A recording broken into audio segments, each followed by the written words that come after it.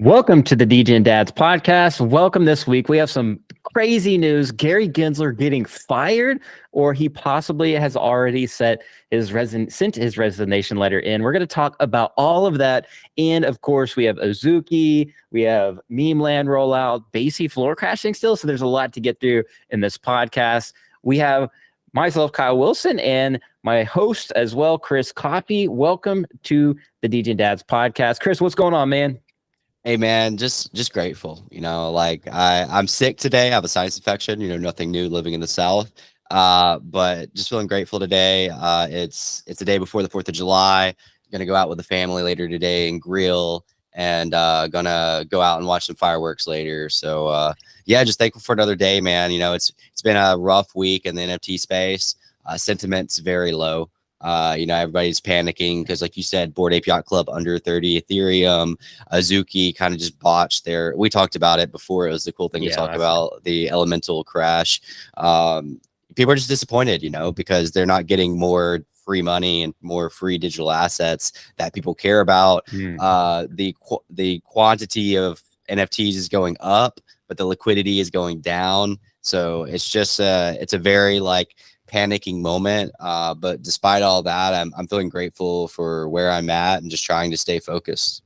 Let's go. All right, so yeah, happy 4th to everybody, especially people that are watching this on tomorrow. Happy 4th to you and all that good stuff. We watched the fireworks show from my house. The city shoots them off right around the corner, so we're able to watch that right there. So that was fun. We got to shoot off, do what are those wand thingies, the little sparklers? Yeah, we try to do, so my wife's a photographer, so you can do a long exposure, and I actually did this last year to where I spelled out NFT with it. If you do it on a long exposure, you can actually see the words. Cool. Yeah, that's dope. So super excited. This is one of my favorite times of the year. It's summer, there's fireflies out there, fireworks. Come on, who doesn't love to go out and have a hot dog and cook a burger? Such an amazing time in the country. So anyways, back to some of these topics. Yeah. And that's what the interesting thing you're saying is with all these different projects, kind of going down.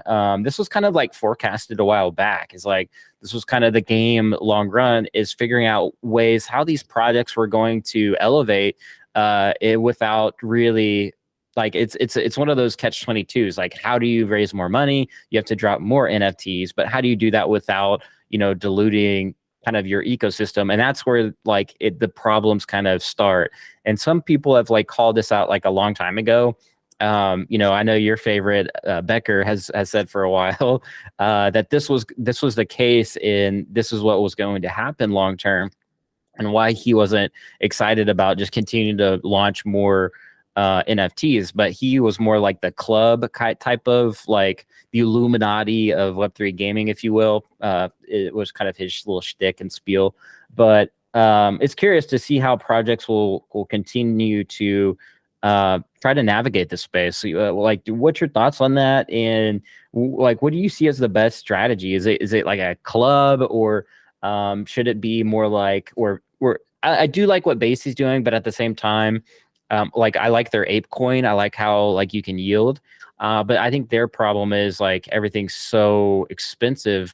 But at the same time, they're continuing to roll out NFTs. What's kind of the solution here? Yeah, I've actually been thinking about this a lot because I want to do some buying right now because sentiment is low and the prices are down. So my plan and my goal is to buy something that's going to give me the value of what I bought it for, regardless if that means floor price or not. So what that mean by that is, if I pay $500 right now for an NFT, if it gives me the value that I need out of it, in the next few months, then I don't really care if the floor price is 200. I still got that value. So what does that mean? Okay. That could mean so many different things. It could be super simple. It gave me access to a game that I feel I loved, and I had 3 great months playing, but that's not necessarily how I look at it. I'm a business owner. I have a coffee shop. So I've actually been looking at a project recently that promotes businesses within their project. So could that project market me $500 in coffee sales, or can they integrate a new like Web3 style tool for my coffee shop business? Can they get my name out there? You know, because at the end of the day, if that gets me some lifetime customer, bro, if I get 5 lifetime customers off of buying this NFT, more than worth the $500 if it goes to 0. So it's kind of, at the end of the day, it's just so simple to me. I don't know. I get it because people are down really bad, but like, is this NFT giving you the value that you need despite floor price? And that, like, it's that simple to me. And that looks different for everybody, bro. Like, it could be as simple as exposure. You know, if you bought a Bored Ape, and let's say you were like not really known, but you wanted to, that's the value you wanted. You wanted to get known for your NFT, and you rep that Bored Ape for the last 2 years, and now you have 50,000 followers or whatever. To some people that might sound dumb, but to some people that might be worth the value that they paid. So it ultimately boils down to, like, is this giving you the value? Because money is one thing, one side of all of this, but like value is another. And I don't always equate money and value as the same thing. Because to me, value isn't just money. It's relationships, it's business, it's forward thinking, it's connections. It's a freaking PFP that means a lot to you. And at the end of the day.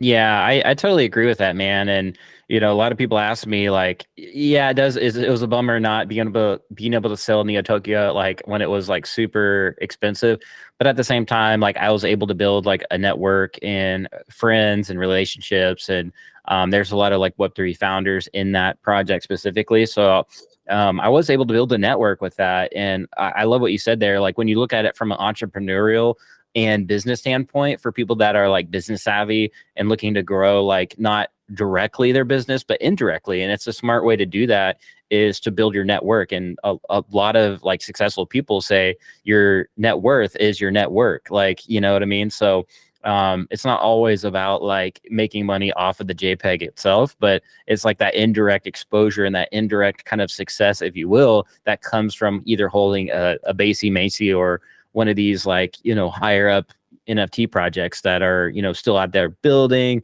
and kind of creating like, you know, clubs and ecosystems within their project. So yeah, super excited still at the NFT space. I see people are saying, are NFTs dead? Or I think Slum Doge said NFTs are dead. I that's ridiculous. NFTs are Pandora's box. It's not going away. It's been opened. Everything has escaped the box. There's no going back in. You can't put NFTs back in the box ever again. That's my thoughts on it. Yeah, so I have mixed feelings about Slum Doge, but it's ironic because he literally like 2 weeks ago said, you know what, now's the time for me to buy an NFT and set it as my profile picture. He did that with a project I've never heard of, and that lasted like 3 days.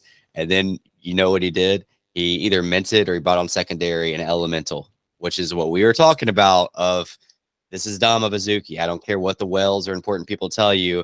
They just like increase the supply by 20,000 and they asked a 2 Ethereum mint price. Like it's not a good idea, and no matter how you spin it. And Slum Doge decides to buy like right when that went live.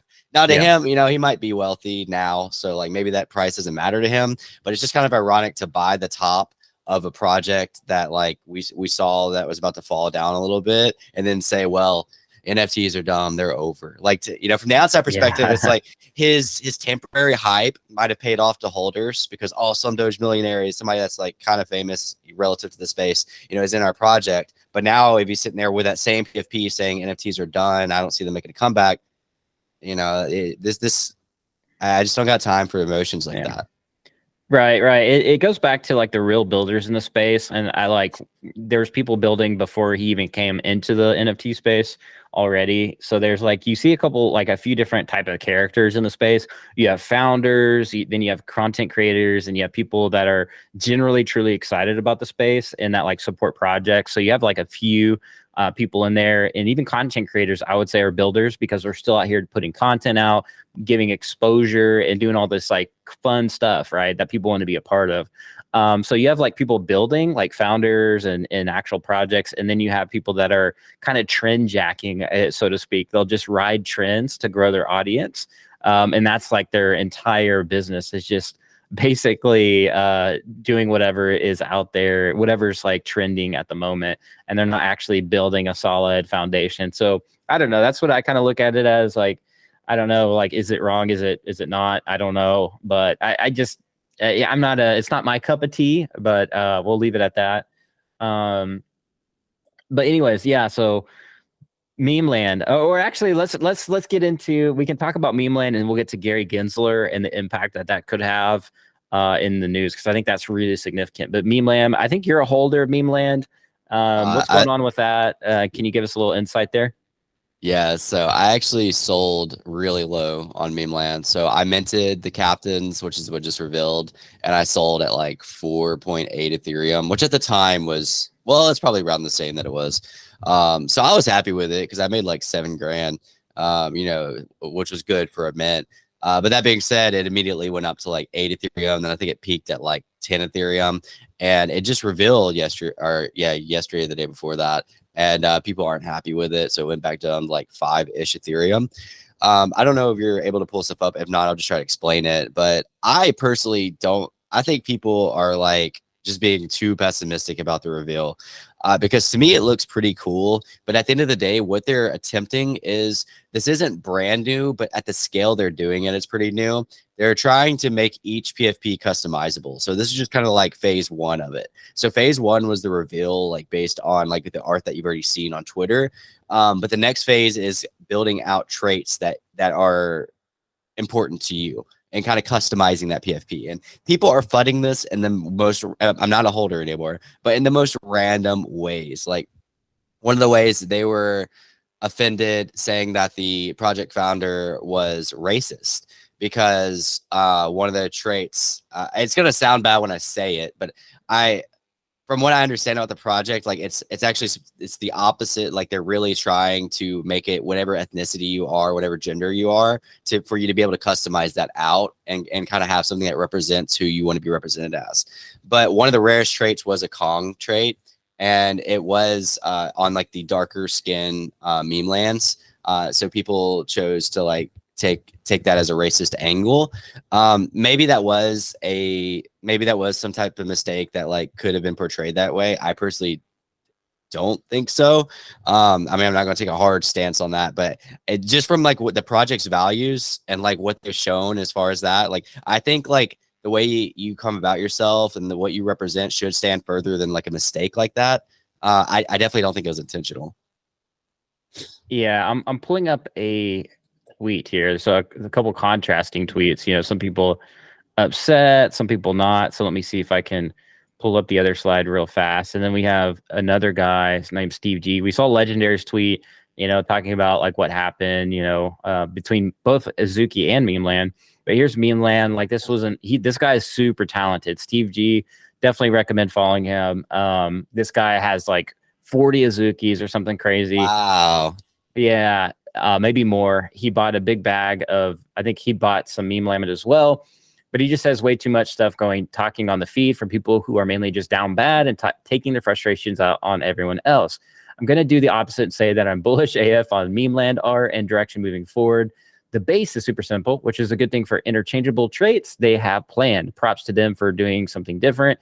That entire ecosystem in the products they are building is way bigger than people give them credit for. Half the people talking stuff are saying stuff are wondering why they all look the same, which speaks volume. People talk stuff without any knowledge whatsoever versus asking questions. But anyways, he's an artist. So we're going to take a look at like his work, what he did with these kind of like base sets.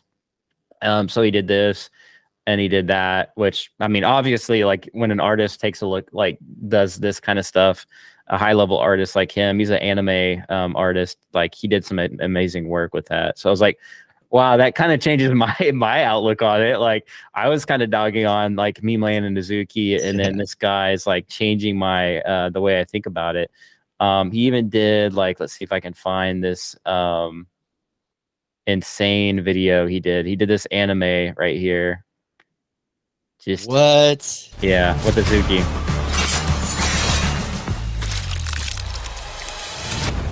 My mission is to eliminate targets designated by Soltech, regardless of good or evil.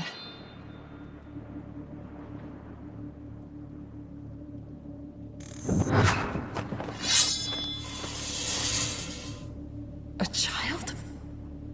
He's holding a bean. That's amazing.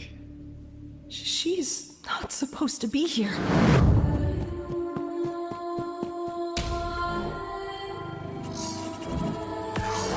pain of a torn soul is a reminder of all I've become. An instrument of death. I never had a choice. No. Not the bean.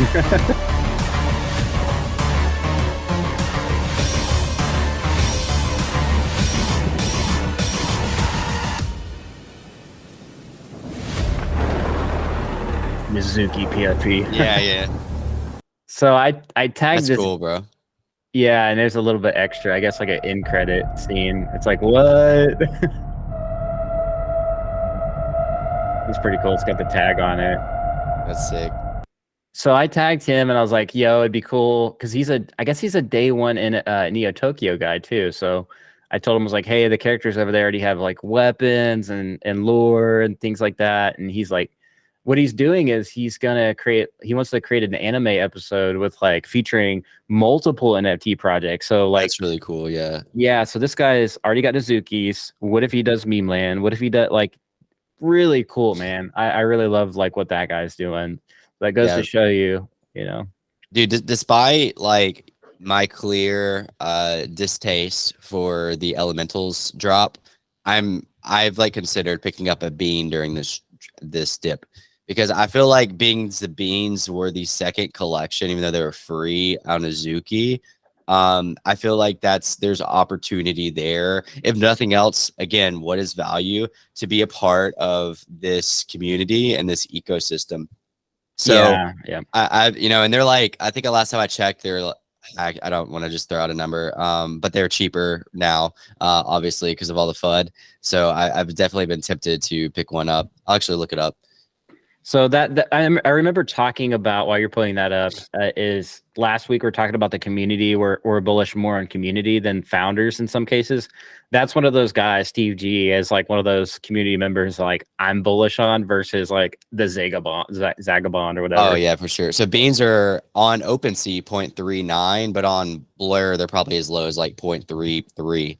So like that's a pretty, in my opinion, like it's pretty fair entry considering they're just 1 ETH like last week. And what I don't get is like every time these dips happen, like yes, obviously anything can be a freaking falling knife, which means if you buy it, it could keep on going down to zero. Like yes, but like it's like when everything like hype and sentiment is up, like when the beans were like 0.8 or 1 ETH, everybody's like buy. And then now it's like if you go and say something on Twitter, like I think I'm gonna buy a bean, or even under this video, people are like, dude, you're catching a falling knife, bro. It's probably gonna go to zero. Like that's stupid. Or if it does go to like 0.1, they'll tag me next month. It's like, again, like I don't look at value the same way some people look at value. Like obviously at the end of the day, like yeah, it's nice if assets go up in value, like as far as like cash, as far as like crypto, fiat, whatever. But I also have different angles on some things. Like most of the projects I hold right now are not based on price. I literally don't care. Like me and you are both Mocha holders,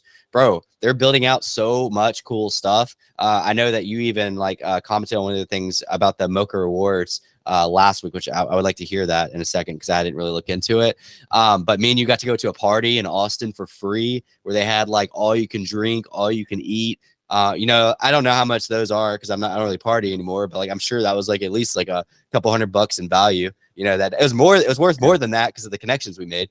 But and Mocha's just building out some games, which mean you can stream later, make content around. So like at the end of the day, like I don't even remember what mint price was. It wasn't that bad, but like Mocha is bringing me value, so I enjoy holding it. Yeah, exactly. It's like going back to the community, being excited about that. Mocha's got obviously great founders. All the companies and things that they invest in are pretty solid, and they're doing a actual giveaway right now. It's still open for the CyberCon Genkai, which I have no idea what it's about, but admittedly, but I did see Mochaverse tweet about it just I think a day or two ago, and you can. If you have a Mochaverse NFT, you can go to their giveaway marketplace and just for free go in there and register, and stuff like that is just invaluable. You can not only are you connected inside stuff like that, but you can get access to other cool connected projects like CyberKongs, who are widely regarded as being one of the most connected and exciting projects out there. I mean, they've been quiet, but they're still pretty OG. Okay, it just hit me. I want to say Memeland's Kong trade actually came from CyberKongs. which is like some kind of partnership with them. So like going back to that, like I really don't think that had bad intention, which I know like things don't have to have bad intention for them to be bad. But like it's just, I feel like people are intentionally trying to pick apart everything right now because the sentiment is just low. Right. Yeah, and that's like one of those things, like looking back, hindsight is like, well, we were en route to being like in the bear market, like at the very down part of it. And I think we're here. I think we're at like kind of like rock bottom in the space, and people are finally starting to figure out like certain things, like, you know, bullish on community, like bullish on, you know, even if it's just art, like people are really appreciating going back to like some of the like blue chip arts, or, you know, stuff that people actually like instead of just buying into hype. So I think people are starting to learn. I've even seen like the other NFT shows out there start talking a lot more about these different aspects versus like, oh, this is super hype, so therefore it's a buy. Like, you know what I mean? There's more dynamics now that people are finally starting to see. For sure, man. Last thing on Memeland and value.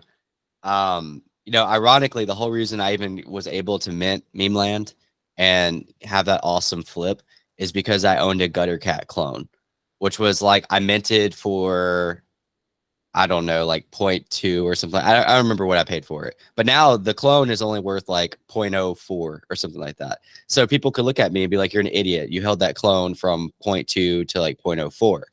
But I also sold the captain for over almost 5 ETH, you know? So like that value actually is financial value. So that, you know, that's not the same as the other type of values, but like at the end of the day, there's just more to this, each of these stories, you know, than just like immediate floor price. So I think the main people who are getting screwed here, not screwed, but the main people that like have a ton of complaints are purely buying just off of like the financial aspect and treating it as like sole investments, which like I get, you know, but like, so like if you bought something for 1 ETH and you're just waiting for it to be 1.5 ETH and then you look and it's like 0.5 ETH, you know, like I get why that would hurt. But if you look at all, if you actually extract the benefits from some of these projects, to me, it's valuable. But now the problem, sorry, I know this is long-winded. The problem with that is a lot of these projects aren't delivering or haven't delivered yet. So that's very fair. Like I would say like 98% of projects haven't delivered enough value to their holders, besides like more digital assets.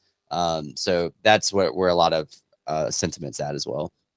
Yeah, I feel like there's a general shift to Web3 gaming. Like the longer the time goes on, more and more people start really, you know, you start seeing the NFT influencers that only strictly talked about PFPs.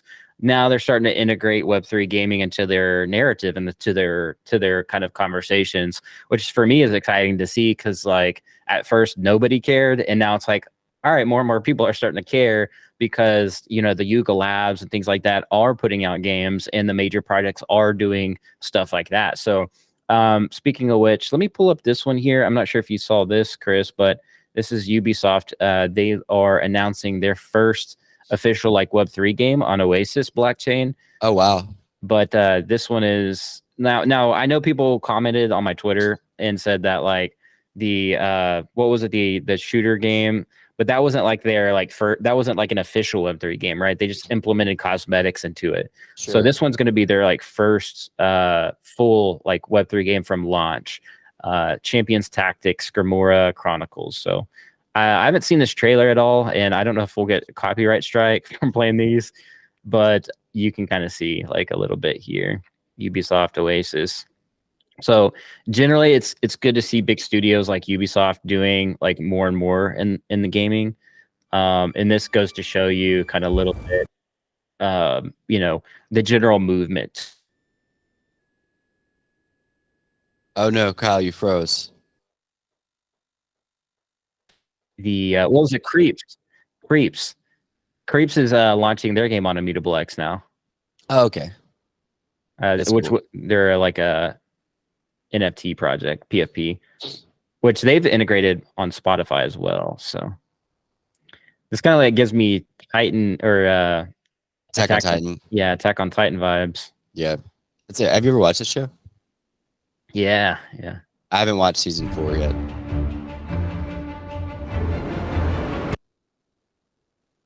All right, so I have no idea what this game's about, but super exciting. It's going to be a full-on Web3 game. So let me see if I can get out of here. Hey, hold on. Let me look this up before I say something about it, because I don't want to give anything away. But there's another game. All right, there's another company that possibly is dropping a game, and I'm excited to see what it is. I'm looking for it right now. You could probably guess. I just don't know if it's announced yet. You know whose game is not happening? Who? Logan Paul's game. Oh yeah, dude, I still hold one of those. Yeah, what was it called again? Crypto Zoo. Crypto Zoo. Yeah, I still hold an Yeah. egg. The whole reason I freaking bought is because I really thought with the whole CoffeeZilla exposure that he was going to either do something for the project or that he was going to actually refund. And he didn't do either. So he was supposed to refund for mint price, which was 0.2. So I bought, I don't even remember what I bought for, but I'm down bad, bro. I only have one. I was hoping that maybe there's like a little bit of humanity in Logan to where like maybe after getting called out on his BS that he would do like something good for humankind, and he just never fails to amaze me. Dude, Logan, I think I've said this on podcast before. Logan is one of those people like I want to like him. Like I like his motivation towards business, towards content, towards establishing a name for himself. A lot of people associate that with ego, which obviously he has ego and pride, but like I like the drivenness of Logan Paul. But then he does stupid stuff like this Crypto Zoo thing and scamming people and lying and stuff like that. And I'm just like, bro, every time I want to like give you the benefit of the doubt, you just fall, man. Like you just do something that just like pisses me off. And so Yeah. I'm in the same boat with that too. I'm like, man, I want to drink Prime. Like, I love Prime. Like, I want you to succeed. Like, he's obviously going to be like, a billionaire or something. Like, I'm sure. Yeah. But like, he turns around and does like scams, like people for no reason. So it's like, what? I don't get it either. It's like, I want to root for you, dude. Like, I really appreciate your work and like ethic and all that. But when it comes to stuff like Crypto Zoo, just not a good look for his career. And yeah, it's tough to like want to root for that, and see so many people lose money. It's actually pretty sad. A lot of people, the videos we saw, we talked a lot about it on the channel or on the podcast and how many people were affected. But yeah, it's just like, bro, just pay it back or settle the lawsuit and move on. Like, get this part over with, Yeah, man. And I mean, like, it makes sense that like he would serve. I hate to even say this because I want to be nothing like Logan, but in the aspect of content, he should serve as inspiration because he started on Vine as a nobody. Obviously comes from a rich family and all that, but like a nobody as far as like popularity goes, and then made a name for himself, and then got big on Vine, YouTube. Now he took Mr. Beast's angle. Instead of trying to recruit sponsors, he's going to sponsor his own videos with Prime.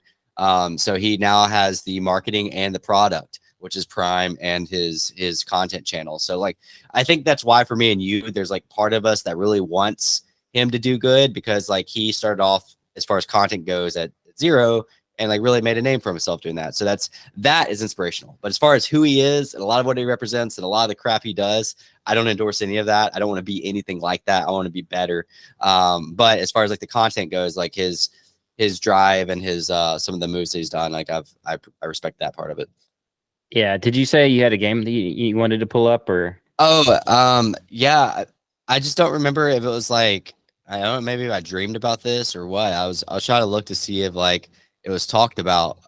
Because I don't want to like give a spoiler if it's not talked about. What's that? Oh, I was gonna say, if you don't have it pulled up, I'll pull up something real quick. Oh yeah, go ahead. So we talked about this a little bit last week. You said you covered their like original collection, but this was Lacoste here. Yeah.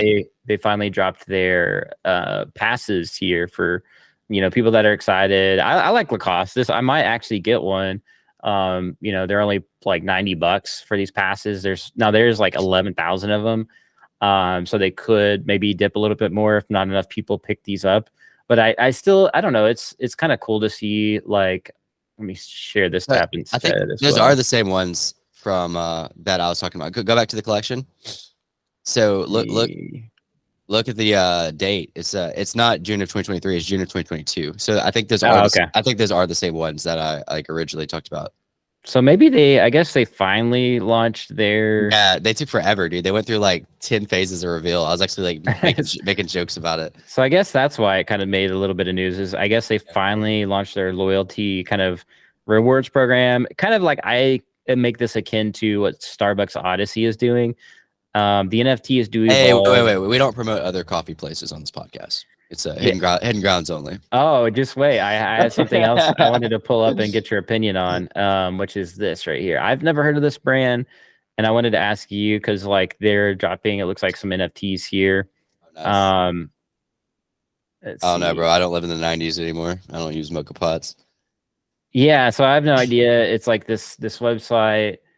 It's Italian, I guess. Ew, I'm Italian. Now this is like their perks are more like community based, so it's not like you get just a bunch of free stuff.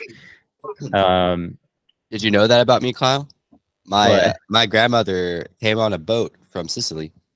Oh dang! So you are indeed related to the mob. I'm actually Sicilian. Like I have a large amount of Sicilian. Both of my great grandparents. Yeah. So don't badmouth Chris, or he'll cap you. So you got to be careful. But it says limited edition Mocha Express. This is just I guess the NFT. It's just a collectible. Just hosted coffee events. Nothing too crazy. You do get a free bag, but of coffee, but that's as far as I think they go in terms of like utility for now. But whatever they're offering, I'll undercut it, and you guys can buy from me instead of them. Exactly. I've never heard of that brand. So I have no idea what that brand is. Sure. But that's cool. Twitter as well. We need to get into that. Rate limits. What do you think? What's your thoughts on the rate limit? First off, fun fact, Elon pointed this out. Elon announces rate limits. So as a Twitter addict, I can explain it to you without even looking it up. If you have a brand new account, you're limited to view 300 tweets per day or pieces of content, however you labeled it. If you are just a regular account, non-verified, then you can view 600 per day. And if you're a Twitter Blue subscriber, you can view 6,000 per day. Elon announced this, and ironically, it has the most, I think it has the most views of any post ever. It has like over 500 million views. I don't remember exactly how he worded it. It was definitely the most views on Twitter. So yeah, it has like 556 million views or something like that. Yeah, this like, not only did this like destroy Twitter and set it on fire, at least temporarily, which he does say temporarily in there, but some people are reading that differently. Twitter's also just had a lot of bugs recently. So I was on Reddit, and now this is speculation, but some people were saying that you would know more about this than me, Kyle, because you're more tech than I am.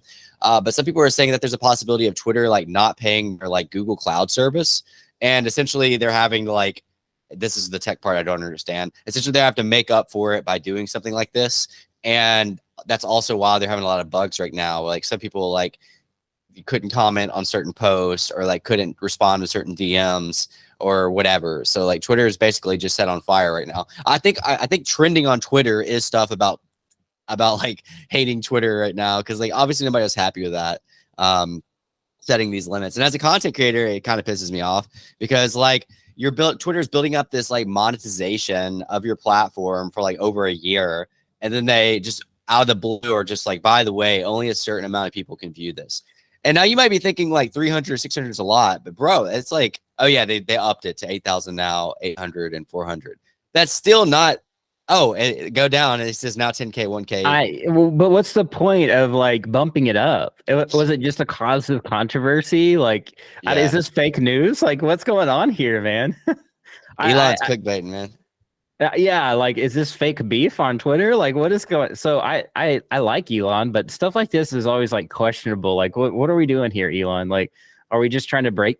Maybe he's just trying to break stuff. I have no idea. No explanation here. The only thing I can think of good is like people used AI to like bot their own account. Well, bots in general, but AI also like causing fake engagement. So this will limit it to like genuine engagement. But like, dude, you think about that. Like, let's go to like 500 posts per day. Like, if you're I don't know if threads count, but that's technically like if you read a 10-piece thread, then that's 10 tweets right there. You can only read 50 of those a day. You could read 50 threads and like less than 30 minutes, depending on how fast you read. And then you're done with Twitter for the day. You can't do anything else.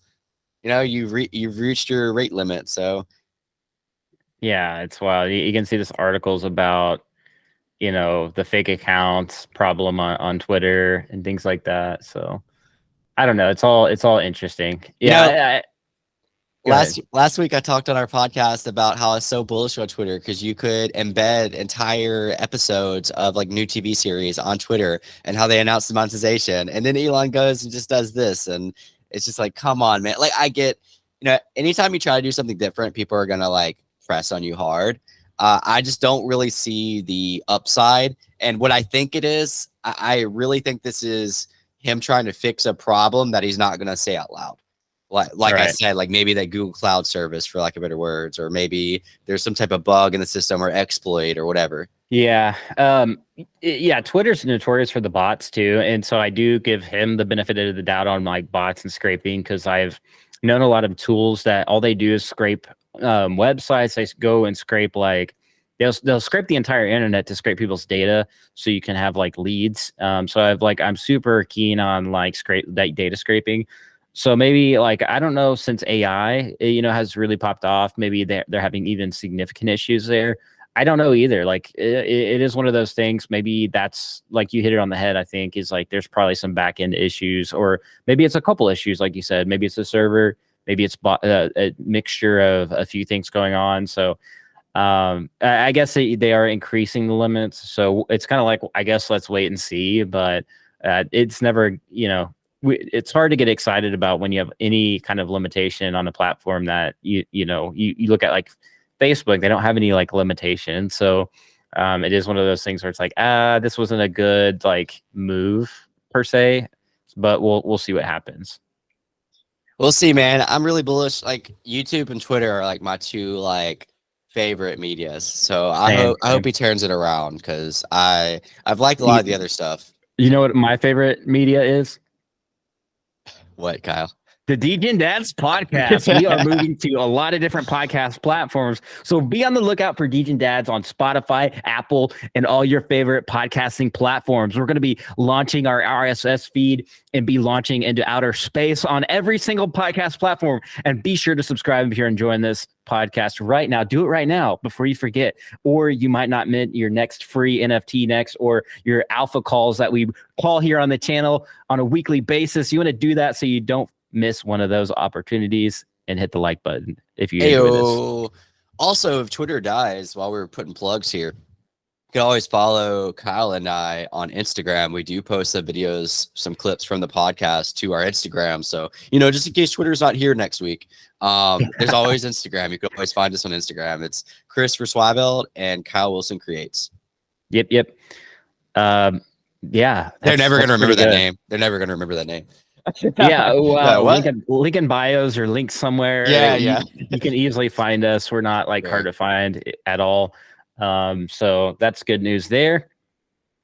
Do you have any other topics you want to talk about? Or should we... back to the gaming. I wanted to say that founder of Cryptoys, Will, he posted this image alluding to gamification. I mean, we already know that gamification is coming, but he actually has like a picture. I have it pulled up, but I'm not gonna share my screen. I don't want it to bug out. But yeah, he has a picture that shows like high score, cubes collected, and distance. So I'm assuming that's like a preface to like a possible like little mini game that they're gonna drop. So I'm pretty excited about that. Yeah, let me go ahead and pull that up real quick so the viewers and listeners will be able to see. But yeah, you can see the high score, the score, cubes collected. So they've always kind of had the games in the roadmap, but this is the first time we've actually seen a visual like sneak peek. It's like the characters in this UFO. For the listeners that can't see it, it says game over, so it looks like you can play again.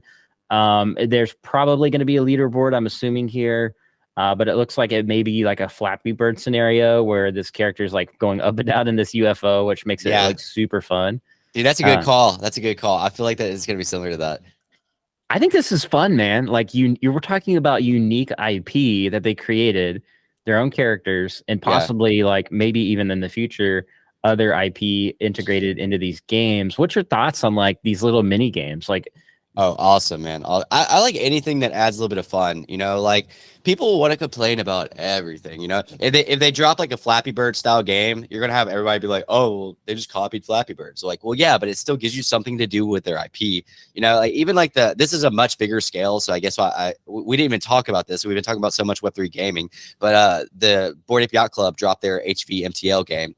And a lot of people have contrary opinions to it. I follow some people that are absolutely addicted. They've been playing every day, all day. And then I have some people that have just been like hating it. Like Jonah has been hating it since it dropped. But to me, it's like, at least they're doing something. They're delivering some product. Like this isn't their other side. This isn't their final product. These are like mini games and tests and community building connections using their ape coin. This is like building up to something bigger. So I don't know. I just think a lot of times people find ways to complain, but when companies are giving us something to do like this, like it distracts us. And in this space, we need distractions. Was Heavy Metal, was that free? I don't know. I haven't like Heavy Metal into it. So the Dookie Dash competition, which is the last game they did, you needed that key. Yeah, well, that all that ended up being boxes, and those like for like wherever you placed, and so wherever you placed on Dookie Dash would give you this key, would give you this crate that was different rarities, and each of the crates eventually became an HVMTL. So like these all came from Dookie Dash scores.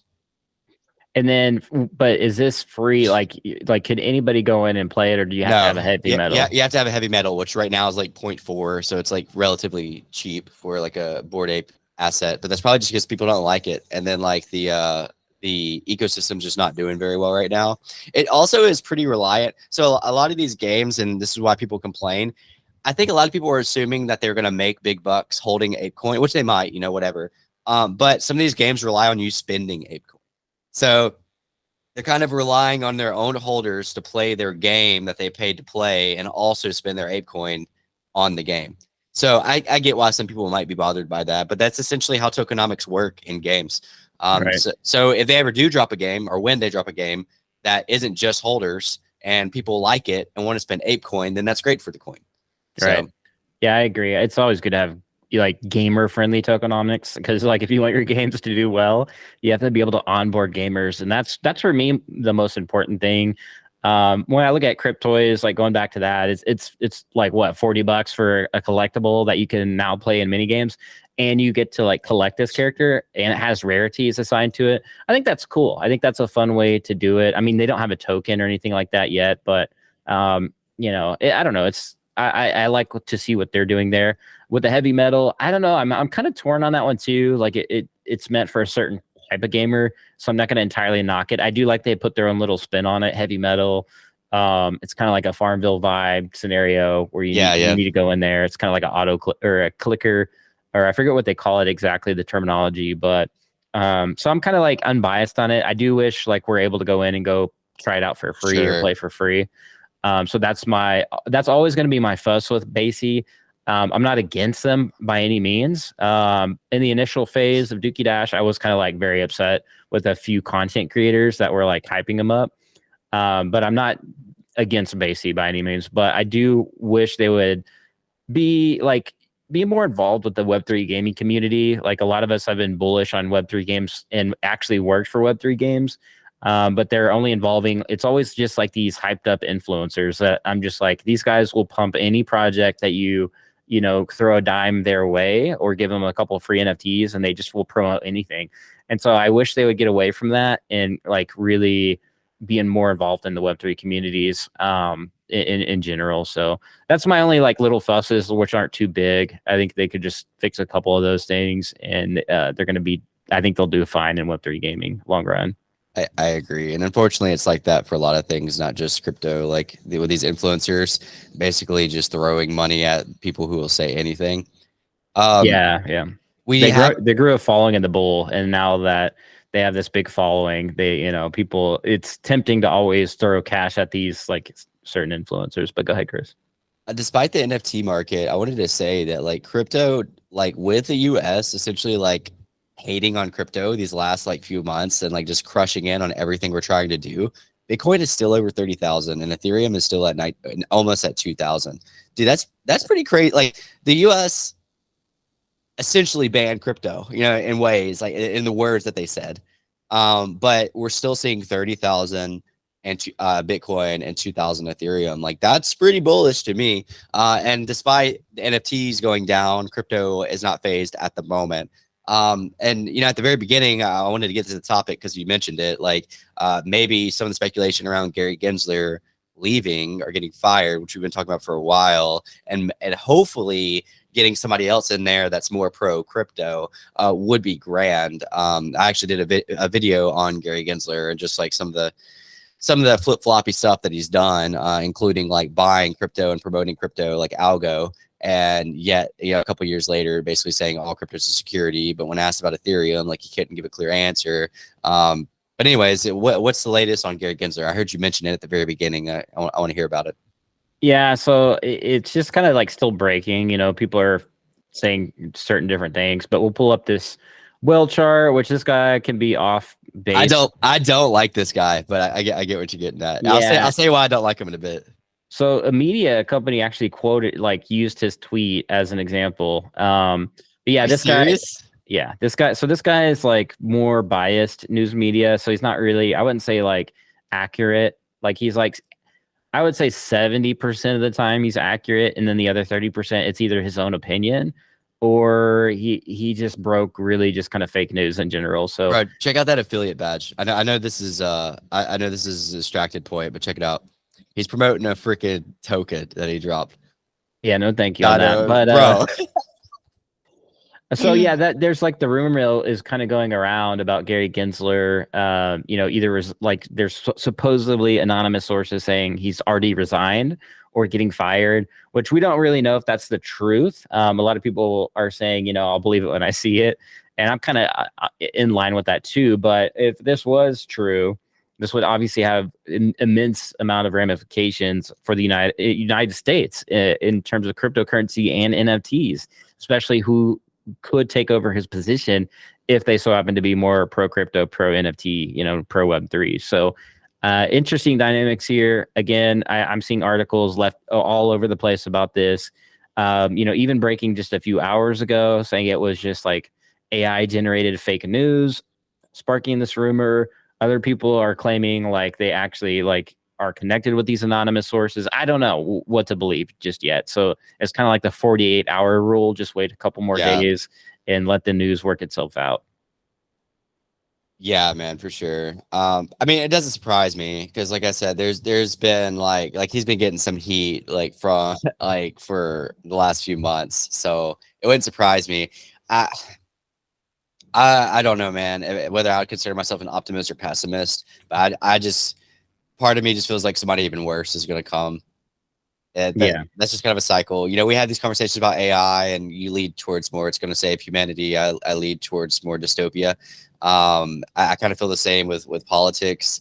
Obviously, I would like to do what I can and contribute what I can to get people in office that I do think are going to be better for the United States and for the world.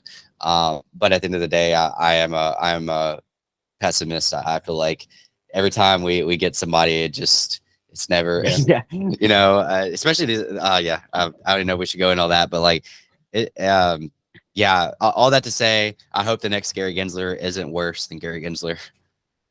Yeah, like you said, the flack has been over the past few months. Even some senators or members of the House, rather, like Emmer and Davidson, introduced the SEC Stabilization Act to remove Gary Gensler. So that was something that was like trending on Twitter big time. A lot of people were sharing this.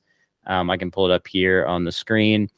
But that would effectively fire Gary Gensler, or at least minimize his role in the regulation of what's going on, because, it basically he would have to answer to a board, which would be like a board of like 3 Republicans and 3 Democrats. So it'd be like a bipartisan issue at that point. And then they would oversee Gary Gensler or an SEC chairman like that. So I find that like probably a better model. I mean, I don't know how I feel about it. I like in terms of like, this isn't my job.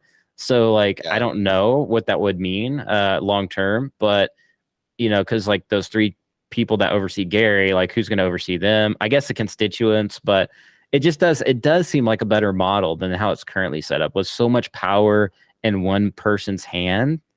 I don't know. Like, yeah, I think anything's better than Gary at this point. Yeah, we just need a DAO in there.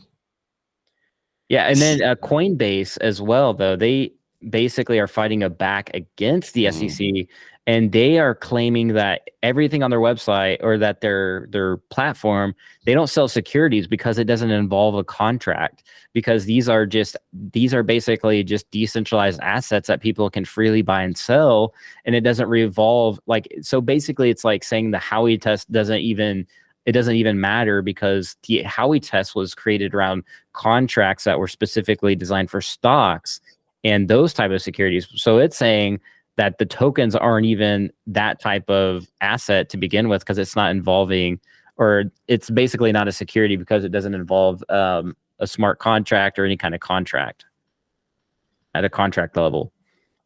Yeah, man. Which is actually a really good case to be made. Yeah. I mean, that is a great case that they're making.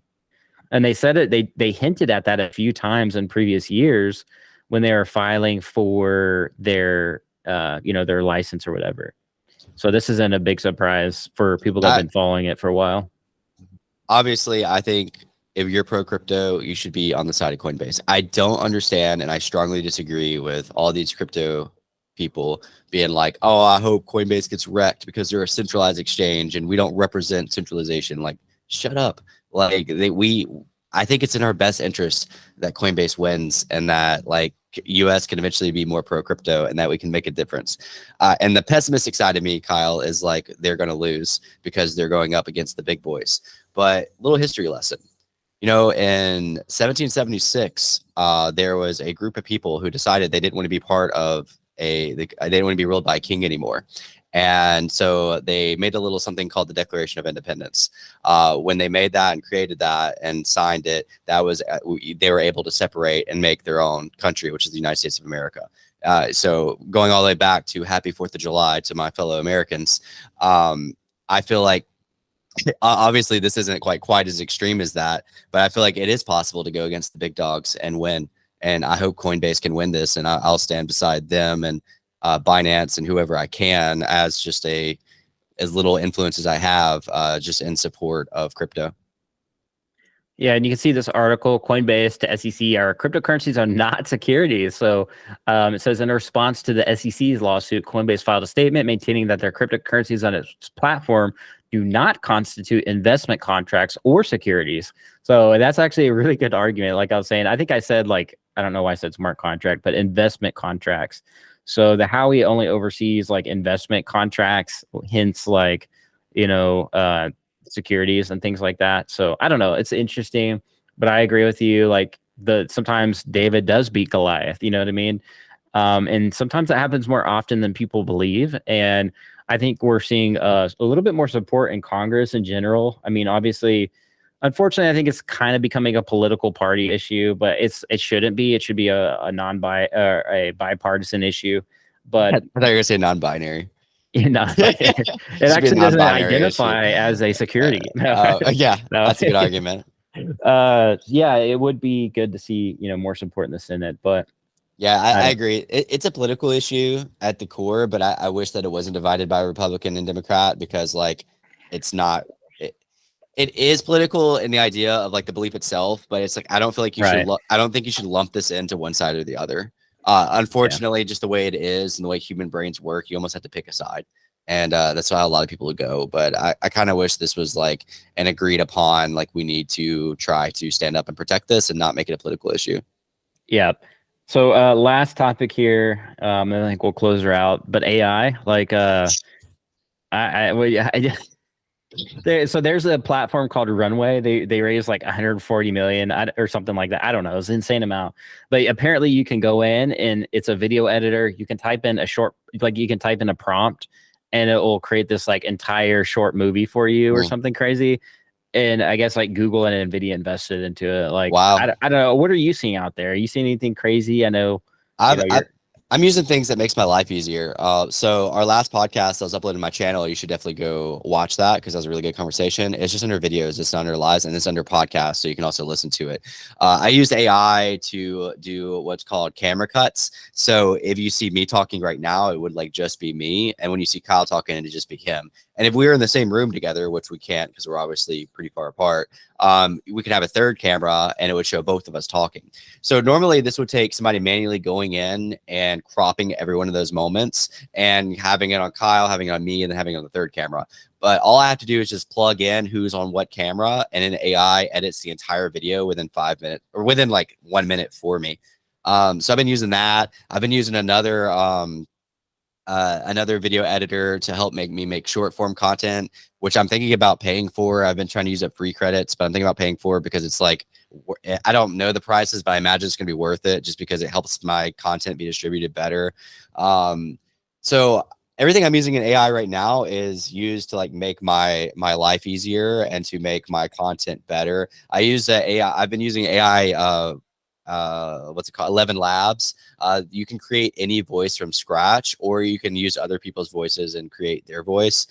So I actually ran an experiment on one of my side channels to where I narrated in a female voice, and my main demographic was males. I wanted to see if that would impact the impressions.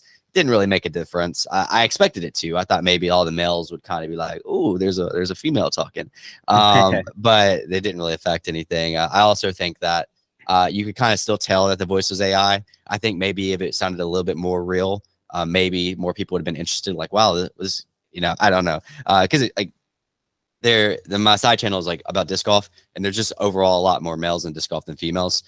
So that's kind of where that like contrast comes from. But all I have to say, I'm using a bunch of tools that like help me. And I'm kind of experimenting with them. I actually made an AI channel, Kyle. I'm not going to shill it here. I literally haven't announced it anywhere, to where I'm just I'm basically playing around with a new AI technology every single week and kind of updating the progress and kind of letting everybody know what my favorites are. Yeah, that's really cool. I experimented with a couple of AI videos last year, and we kind of featured it on the channel. I don't know if I played the whole video or not, but yeah, 11 Labs is what I used to create Sam Ellis's rap video. Oh, so I yeah, used I forgot about that. AI. Yeah.